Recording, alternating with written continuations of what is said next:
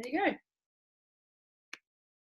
go. Okay, well, thanks everyone for joining us today for our session on branding. So today we're going to be talking about what is branding, what are some branding no-nos, how to use a good brand to get your business out there and to get more clients through the door. And yeah, I'm just going to give you some design tips and tricks basically to help you get good branding for your business. So just to introduce myself, my name's Lisa King. I'm a marketing consultant for Crunch Practice Solutions. So we help allied health businesses all around Australia to set up their allied health businesses, which strongly revolves around business branding and marketing. So that's what we like to help people with, and hopefully today I can share some tips with you to help you out. So let's have a look.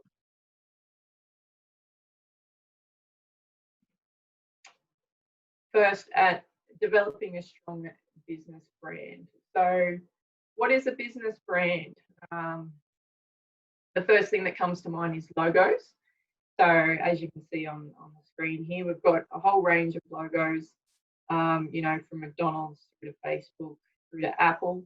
And the thing about big business and their logos is that they're very recognizable. So, you know, there's even the game out there, the logo game. And if you've done a good job of marketing your brand, people will easily recognize what your logo is. Now, also just to clarify, often people will think the logo is specifically the graphic component of their logo. So, for example, with Microsoft, the Microsoft logo here, people might consider the 4 cubes to be the logo, when in fact the whole element is considered the logo. The graphic and the text is the logo. So that's very important to keep in mind, that when you're building your logo, you've got to consider what the fonts look like as well as the graphic that's included in the logo. So logos are just one part of branding, and branding is actually a bigger concept than just your logo. And what we mean by brand is we're talking about the feel of your business. So when people look at your logo or look at your business, what emotions does that bring up, and what is communicated to them about your business? So do you come across as a friendly business, as a calming business, as a loyal business, an honest business, as professional? So there's all these descriptors that come up when people think of a brand. And brand also extends beyond that to also you. If you are the face of your business, in many cases, when we're talking allied health, the practitioner is the face of the business. So that's what's called personal brand. So in that case, you're looking at building your personal brand. And in that, you're looking at ways that you as a person can project into the community those emotions and those words that you want people to think of when they think of your business. So I hope you're starting to see now that branding is it's a package of all the different elements about your business that communicate to the viewer about your business. So we've got your logo, we've got your main figurehead, which in this case would be counsellors. And we've got also beyond that, we've got your space. So your office space, what does it communicate? And your marketing materials, so your brochures and your signage and the vehicle that you drive around with your business name on it. They all communicate to people about your business. So the key thing we're talking about with branding is consistency across all of those elements. So we want the way that your logo looks and the feels and emotions that it evokes to line up with those feelings and emotions that your clinical space communicates to people, that you communicate to people in your interactions with your clients, and even down to your communications. So the way that you write your emails, the way things are worded on your website, if you do any advertising, the feel and the vibe of your advertising. So what's usually a good idea is to come up with a few of these keywords that you want your business brand to be projecting to the community. And it's always a good idea to do that before you've developed your logo, because your logo is the main starting point for your branding, and everything else branches off of that. So just a bit of a tip before you get your logo developed up, think about those words that you want to reflect your business through your logo. So I did one recently where the brief that I got from the client was they wanted the logo to project calmness, peacefulness, and loyalty, things like that. So if you give your designer that brief, they should be able to bring you back a sample logo that fits that brief. So once you have your logo, you then look at your color guide.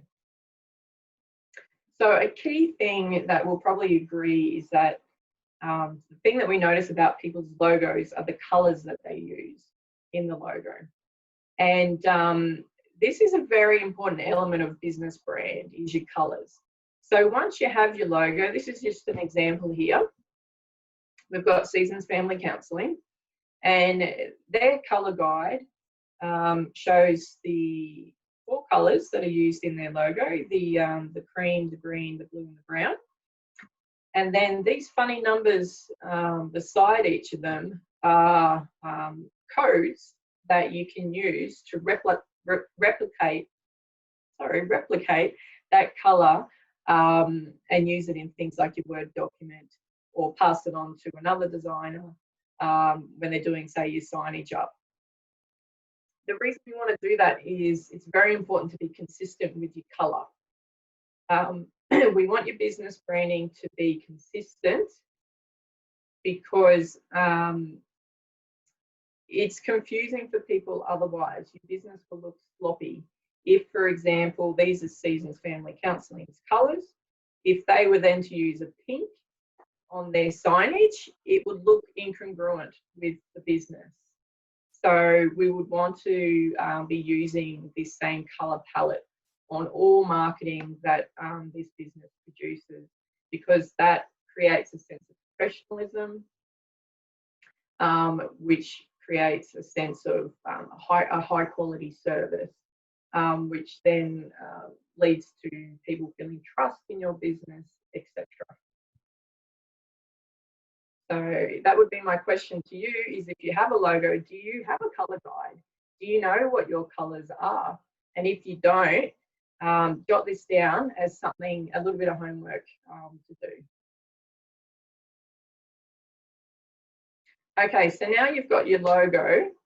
This is a little bugbear of mine, is the way that people resize their logo to use on items. So when we're resizing the logo, we want to be pulling it out to enlarge it or to reduce it from a corner. We always click on one of the corners and pull it out, or pull it back in. Never grab it from the left or the right hand end and just squish it or stretch it, because that will make your logo look weird. It will look distorted. And that comes back to what I was saying before about we want to look professional. And so professional means consistency. So just keep that one in mind. Okay, so this is an example of using your brand colours in everything that you do. You may not have noticed this before, but a good example of a company that uses consistent colouring is Boost Juice. So if we look at their logo, in their logo, it's got an orange, a lime, and a yellow colour.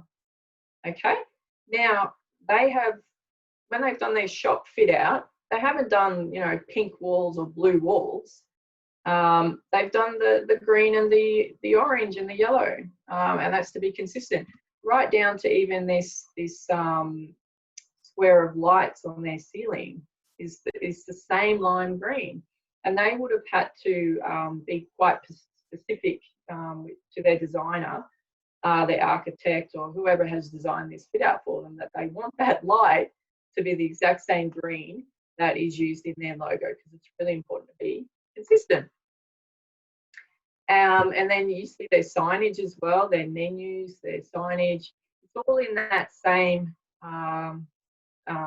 colouring that they have in the logo. Even right down to this red that's on the menu. If you look at their logo, there's a little thin line of red around the S and the T and the B. And that's where they've gotten that from. So how can you use this? Well, with your practice. So in your clinical practice, decorate your room with the same colours that are in your logo. Any signage that you put up, make sure it's the same colour as your logo. In this example here, gift cards, anything, it's everything that your business puts out. Just, and it actually helps you to stay consistent with your colours. You don't have to think up, what colours am I going to use for this?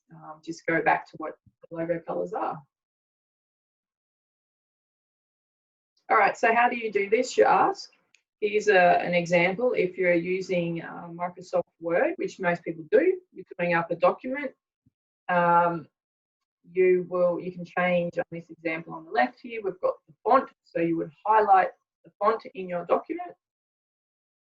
You would go to the color drop down here, and then it would pop up this screen that we have on the right. And it would start off on the standard colors tab. We want to click onto the custom colors tab, and then under here we've got RGB, and they're all set to 000. RGB stands for red, green, blue, right? And then the numbers next to it are the percentage of red, green, and blue that have gone into that color to make the color.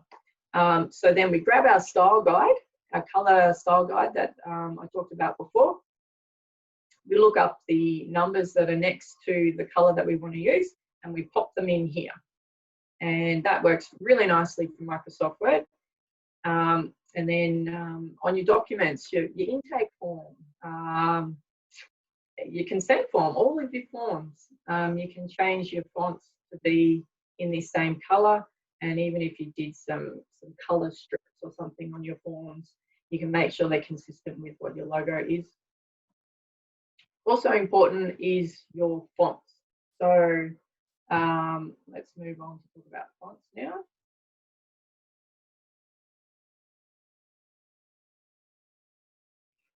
Okay, so the world of fonts, it's probably not something you've stopped to think about before, is fonts, but there's a whole other world out there, believe me.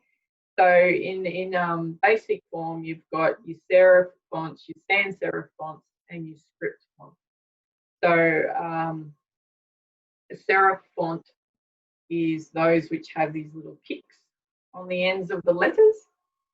An example would be Microsoft, what's it called? Times New Roman. That was the old one that we used to use, and then we started using Arial. Now Arial is an example of a sans serif font, which means that it doesn't have the kicks on the end.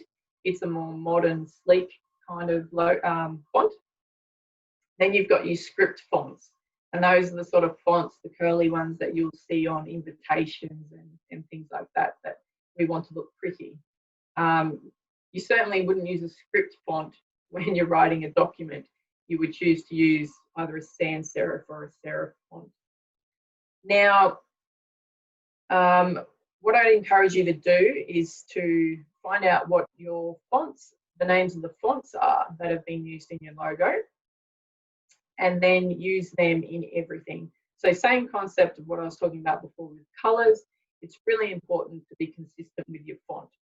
So if your logo has used this Futura book font, you would then use that as your default font in everything you did for your business. You would use it on the signage, on your front door, on your intake forms, everything. And it comes back to that consistency and professionalism.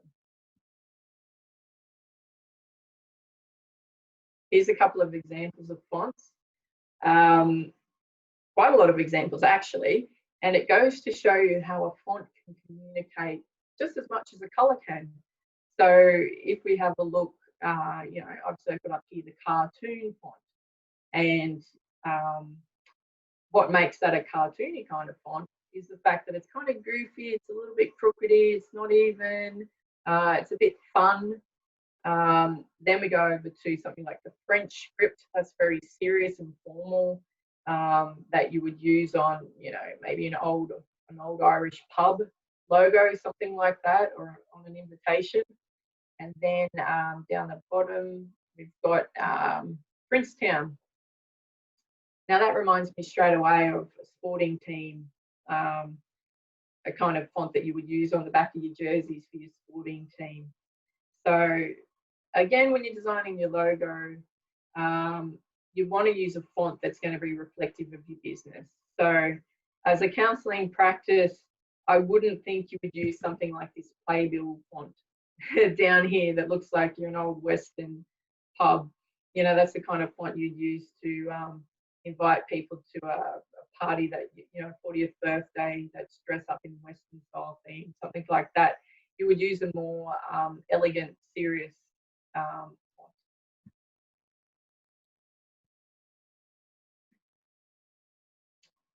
Okay, just going to give you some design tips now. I'm just going to carry on with what I was talking about with fonts and colors now to just give you some tips on other ways to make your designs look good with your branding. The first tip is balance. Balance, make sure designs look professional. They're very clear and neat. So what is balance? Balance is a visual interpretation of gravity in a design. So if you had something that was heavy, say like a big block picture, if you put that at the top of your picture, your brain would feel like it's wanting to fall. So you would actually place a bigger object at the bottom of a picture. Naturally, our brains like objects to be balanced. If they're not, we're a bit like, we need to fix this design.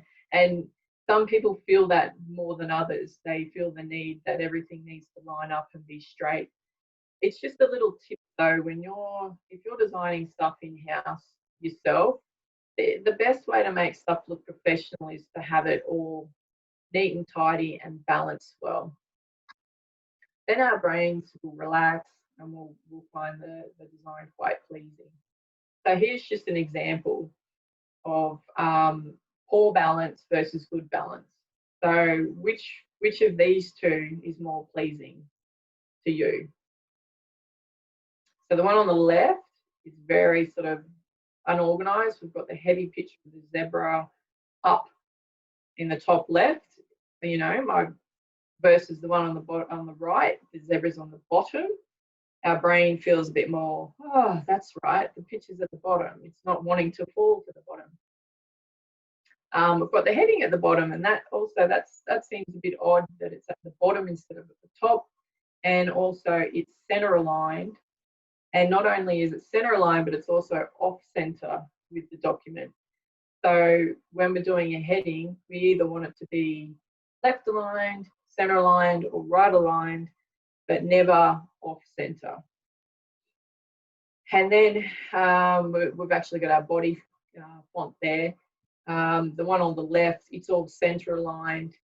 You know, that's hard to read. Our brain freaks out a bit with that. You can do that for small amounts of text, but when you've got a big chunk of text like that, it's hard work for us to read, and we want it to be easy for people to read. So the example on the right hand side, all the font is left aligned. Now normally you'd look at this and go, well, the one on the right, I like it more, but I don't know why. So what I've done today is I've just talked through with you some of those little tricks that are the reason why we feel more relaxed and comfortable with that design option on the right. Okay, so in business, templates are your best friend. I encourage you all to go away after this session and make up templates for your business using your colors and your fonts that are in your logo. And this comes back to what I've been saying. We want it to be consistent. Your branding to be consistent across all aspects of your business.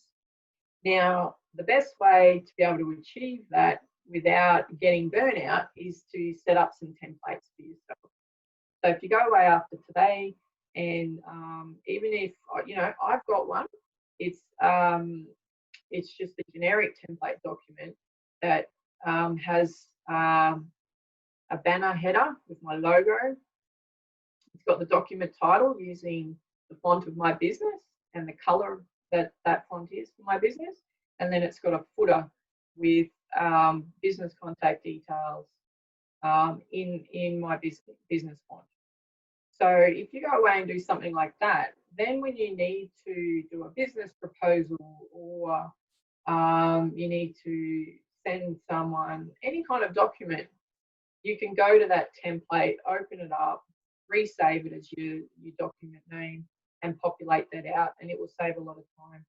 You can even then go to your styles and even have headings and subheadings and body text preset into those style sections on Microsoft Word, just to make it quick and easy for you. Just another tip is don't overdo it with content. Sometimes we have a tendency to jam everything into a document because we're wanting to get across so much information to people. But we love white space. Humans, we love white space. We feel more comfortable with it. It's less stressful.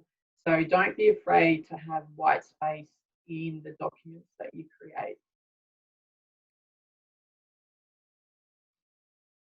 Okay, so here's some design no-nos.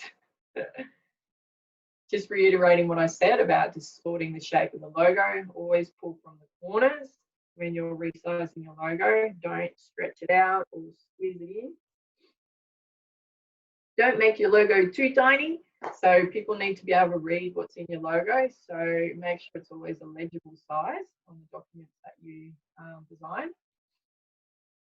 Don't use more than 2 fonts. We really only want to use 2 fonts when we're designing anything. So that would usually be the header would be 1 font and your body text would be another font. And that's cool. You can do that. It's once we start going crazy using 4 or 5 different fonts in a document that it looks messy and unprofessional. So keep it to 2. As we've talked about, don't use colors that aren't your brand. We want to keep on brand for consistency and professionalism. Don't put too much content on your page. We love white space. And this is a pet peeve of mine is please don't underline text or highlight text. It's not professional.